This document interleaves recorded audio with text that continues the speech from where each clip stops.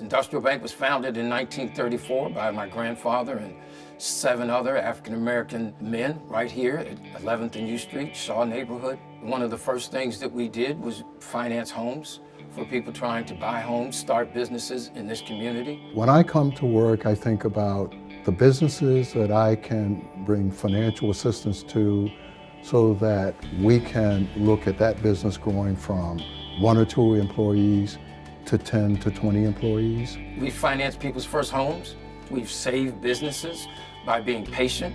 In tough times, we've helped start businesses, including Busboys and Poets, which now is a franchise. We're not just touching one sector, we're not touching one area of the population, we're touching the entire population.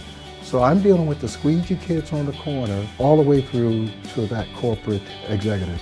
How do we marry the two so that we get a positive outcome for our community? I'm an immigrant, and I know when I first came to the United States, I was looking for ways to fund my education, to fund my life, and to be a credit-worthy American. And at that point in time, this was almost 30 years ago, it was very difficult to find somebody who was willing to sponsor and provide credit to a person with no income, no credit, no assets, and basically no history in the United States. And at that point in time, I wish I had known about some of the MDIs, in particular the MDIs that serve the immigrant community, so that I could have been better served at a time when I needed it probably the most in my life.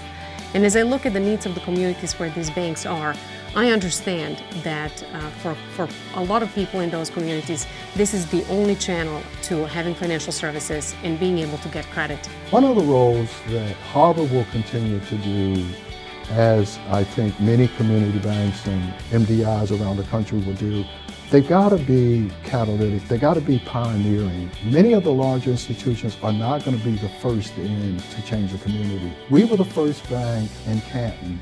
We financed townhouses that sold for less than $100,000. Back in 2000, I refinanced one of those houses at $900,000. MDIs are extremely important. Pound for pound, we do a lot more lending to minorities. I think the future is bright for industrial. I think we have opportunities to acquire and partner with other banks moving forward.